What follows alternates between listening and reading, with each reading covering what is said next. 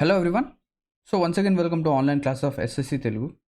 So ఈ వీడియోలో మనం వచ్చేసరికి ఎస్ఎస్సి ఎగ్జామ్స్లో వెయిటింగ్ లిస్ట్ అనేది వచ్చే అవకాశం ఉందని చెప్పేసి మనకేంటంటే తెలియడం అనేది జరుగుతోంది. సో ఈ వెయిటింగ్ లిస్ట్ అనేది ఎగ్జాక్ట్గా వస్తుందా రాదా, అండ్ ఈ వెయిటింగ్ లిస్ట్ గురించి మనకు ఎక్కడి నుంచి ఇన్ఫర్మేషన్ అనేది వచ్చింది ఏంటి అనేది మనం ఇప్పుడు ఈ వీడియోలో చూస్తున్నాం. అండ్ దాంతోపాటు ఈ వెయిటింగ్ లిస్ట్ అనేది ఒకవేళ వస్తే ఏ విధంగా ఇది పనిచేస్తుందని చెప్పేసి మనం చూడబోతున్నాం. సో ఇంతకుముందు కనుక మనం చూస్తే రీసెంట్గా ఎస్ఎస్సి స్టెనోగ్రాఫర్ గ్రేడ్ సి యొక్క నోటిఫికేషన్ అయితే రావడం జరిగింది. సో ఇది వచ్చేసరికి 6th June మనకేంటంటే నోటీస్ రావడం జరిగింది. ఇందులో వేకెన్సీస్ అనేవి చాలా తక్కువగా ఉన్నాయి. సో ఇక్కడ వచ్చేసరికి వేకెన్సీస్ 261 మాత్రమే ఉన్నాయి. ఇది కొంచెం డిసప్పాయింటింగ్. బట్ ఈ నోటిఫికేషన్లో మనకేంటంటే ఒక మంచి విషయం అనేది తెలియడం అనేది జరిగింది. ఏంటది అంటే ఇక్కడ చూస్తే ఇక్కడ చూడండి 261 వేకెన్సీస్ ఉన్నాయి. ఇక్కడ మీరు ఈ నోటిఫికేషన్లో 17th పాయింట్ దగ్గర కనుక వెళ్తే, అంటే ఇక్కడ 17th పాయింట్ డాక్యుమెంట్ వెరిఫికేషన్ గురించి చెప్తుంది. సో ఇక్కడ మొత్తం ఏంటంటే అన్నీ నార్మల్గా డాక్యుమెంట్ వెరిఫికేషన్ గురించి అంత డీటెయిల్స్ ఉంది. సో బేసికలీ మన ఏవైతే ఎస్ఎస్సి ఎగ్జామ్స్ ఉన్నాయో అందులో ఎలా జరుగుతుంది, ఫస్ట్ టైర్ 1 ఎగ్జామినేషన్ అనేది జరుగుతుంది. టైర్ 1 ఎగ్జామినేషన్, దాని తర్వాత ఒకవేళ టైర్ 2 కనుక ఉంటే టైర్ 2 ఎగ్జామినేషన్ ఉంటుంది. టైర్ 2 తర్వాత మనకేంటంటే పోస్ట్ ప్రిఫరెన్స్ అనేది ఫిల్ చేయడం జరుగుతుంది. అవునా? పోస్ట్ ప్రిఫరెన్స్ తర్వాత మనకేంటంటే ఫైనల్ మార్క్స్ రావడానికంటే ముందు మనకేంటంటే రిజల్ట్ అనేది ఇచ్చేయడం జరుగుతుంది. అవునా? సో ఫైనల్ రిజల్ట్ అనేది పోస్ట్ ప్రిఫరెన్స్ తర్వాత డైరెక్ట్గా వచ్చేస్తుంది, మార్క్స్ కాకుండా, ఫైనల్ మార్క్స్ కాకుండా. సో ఈ విధంగా జరుగుతుంది. ఈ మధ్యలో మనకేంటంటే డాక్యుమెంట్ వెరిఫికేషన్ అనేది ఎక్కడా జరగదు. సో ఈ డాక్యుమెంట్స్ వెరిఫికేషన్ అనేవి ఎవరు చేస్తారంటే మనకు డిపార్ట్మెంట్స్ అనేవి ఇప్పుడు డాక్యుమెంట్ వెరిఫికేషన్ చేస్తాయి అని చెప్పేసి మనకు చెప్పడం అయితే జరిగింది. సో ఇలా మొత్తం ప్రాసెస్ అనేది జరుగుతుంది. కానీ ఈ రీసెంట్గా ఏదైతే ఈ ప్రాసెస్లో చేంజ్ అనేది వచ్చిందో దానివల్ల ఎస్ఎస్సి నోటీస్ చేసింది ఏంటంటే, as per the policy of the commission, SSC does not maintain the waiting list, reserve list in respect of multi factor examination. అంటే మల్టీ ఫ్యాక్టర్ ఎగ్జామినేషన్స్ ఏవైనా జరిగితే అందులో మనకేంటంటే వెయిటింగ్ లిస్ట్ అనేది ఉంచము అని చెప్పేసి ఇక్కడ వాళ్ళు చెప్తున్నారు. కానీ హవెవర్ ఇక్కడ చూడండి, ఇక్కడ నుంచి చూస్తే however it has been observe that the commission that after final result some vacancies remain unfilled after document verification. అంటే డాక్యుమెంట్ వెరిఫికేషన్ తర్వాత కొన్ని వేకెన్సీస్ అనేవి ఏమవుతున్నాయి, ఫిల్ అనేవి కావడం లేదు. ఎందుకు కావడం లేదు? ఎప్పుడైతే ఫైనల్ రిజల్ట్ అనేది వస్తుందో, ఫైనల్ రిజల్ట్ కంటే ముందు మనకేంటంటే మన యొక్క ఫైనల్ మార్క్స్ అనేవి తెలియకపోవడం వల్ల, అండ్ ఈ పోస్ట్ ప్రిఫరెన్స్ అనేది వీళ్ళేంటంటే ఫుల్గా ఫిల్ చేయడం వల్ల, లేకపోతే ఫైనల్ మార్క్స్ తెలియకపోవడం వల్ల, పోస్ట్ ప్రిఫరెన్స్ అనేది కరెక్ట్గా ఫిల్ చేయకపోవడం వల్ల ఏమవుతుందంటే ఎవరికైతే ఎవరికైతే ఆల్రెడీ కొంతమంది ఏంటంటే ఆల్రెడీ సెలెక్టెడ్ మెంబర్స్ ఉంటారు, వాళ్ళు ఏం చేస్తారు, పోస్ట్ అప్గ్రేడ్ కోసం ఏంటంటే వాళ్ళు ఎగ్జామినేషన్ అనేది రాస్తారు.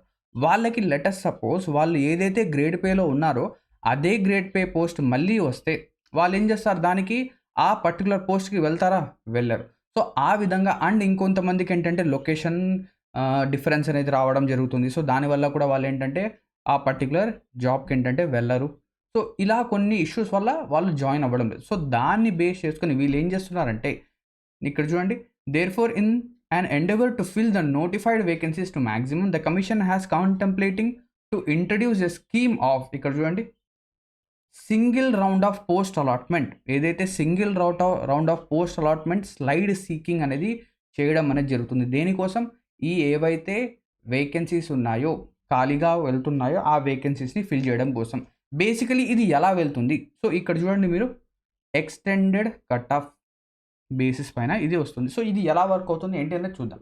ఫస్ట్ ఆఫ్ ఆల్ దానికంటే ముందు ఇప్పుడే ఎందుకు ఈ డెసిషన్ అనేది తీసుకోవడం జరిగింది అంటే, రీసెంట్గా చూస్తే ఏవైతే ఎస్ఎస్సి ఎగ్జామ్స్ 2025 ఉన్నాయో, ఈ 2025కి సంబంధించి కొన్ని రీఫార్మ్స్ ఇందులో చేయాలి అని చెప్పేసి ఎవరైతే టీచర్స్ ఉన్నారో వాళ్ళందరూ ఢిల్లీ వెళ్ళి ప్రొటెస్ట్ చేయడం జరిగింది.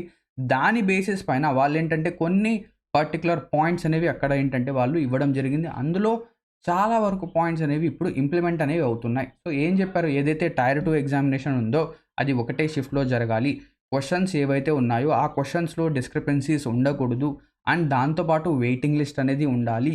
ఇలాగా కొన్ని ఏంటంటే చెప్పడం అనేది జరిగింది. సో అందులో చాలా వరకు ఏంటంటే జరుగుతున్నాయి. అండ్ దాంతోపాటు నార్మలైజేషన్ గురించి కూడా ఏం చెప్పారంటే, ఈ నార్మలైజేషన్ ఫార్ములా అనేది సరిగ్గా లేదు, దీన్ని కరెక్ట్ చేయండి అని చెప్పారు.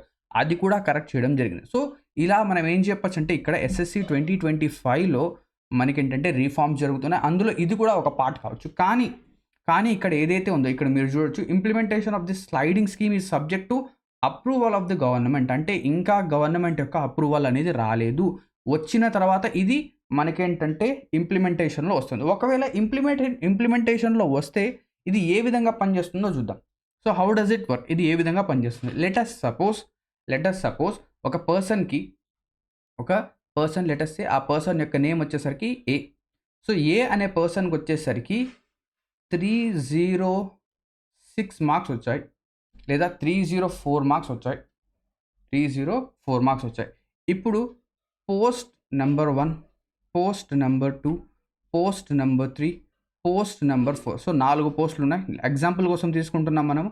ఇప్పుడు పోస్ట్ నంబర్ 1 కట్ ఆఫ్ వచ్చేసరికి 330 వెళ్ళింది. పోస్ట్ నంబర్ 2 కట్ ఆఫ్ వచ్చేసరికి 310 వెళ్ళింది. Next post number 3 cut off వచ్చేసరికి 303 వెళ్ళింది. And post number 4 cut off వచ్చేసరికి 300 వెళ్ళింది. అవునా? ఇప్పుడు ఈ పర్టికులర్ పర్సన్ ఎవరైతే ఏ అనే పర్సన్ ఉన్నాడో, అవినాష్ కావచ్చు, అరవింద్ కావచ్చు, ఎవరైనా కావచ్చు, ఈయన ఏం చేశాడు? పోస్ట్ ప్రిఫరెన్స్ ఫిల్ చేశాడు. ఈయన ఏదైతే కట్ ఆఫ్ అనేది ఉందో, ఈయన కట్ ఆఫ్ బేస్ చేసుకొని ఈయన ఏ కట్ ఆఫ్ అనేది క్లియర్ చేశాడు?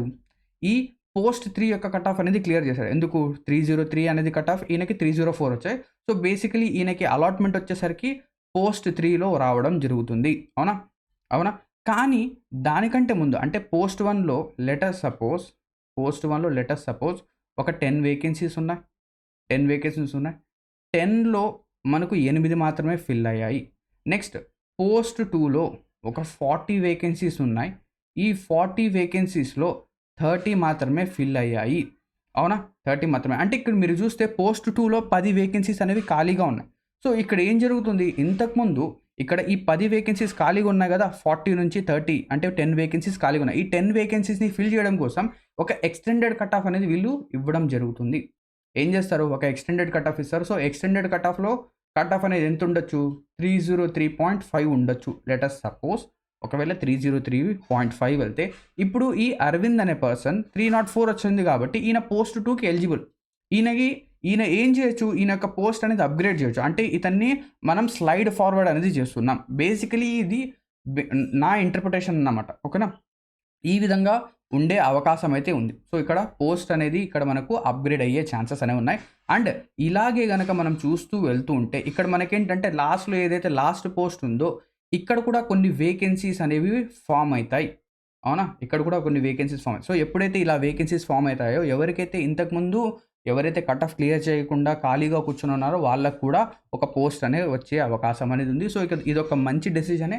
కానీ ఇది ఇంకా ఇంప్లిమెంటేషన్లో అయితే రాలేదు. ఒక నోటీస్ లాంటిది. ఒకవేళ ఇంప్లిమెంటేషన్ అంటే గవర్నమెంట్ యొక్క అప్రూవల్ కనుక వస్తే ఇక్కడ మనకి ఏం జరుగుతుంది? వీళ్ళు ఒక స్పెషల్ నోటీస్ అనేది ఇచ్చి దీని యొక్క డీటెయిల్స్ గురించి ఇది ఏ విధంగా వర్క్ అవుతుంది ఏంటి అనేది మొత్తం మనకి ఏంటంటే చెప్పడం అనేది జరుగుతుంది. సో బేసికలీ ఎస్ఎస్సిలో వెయిటింగ్ లిస్ట్ వచ్చే అవకాశం అయితే ఉంది. ఓకేనా? సో ఇక్కడితో ఈ వీడియో అనేది ఎండ్ అవుతుంది. Thank you very much for watching this video and have a great day ahead.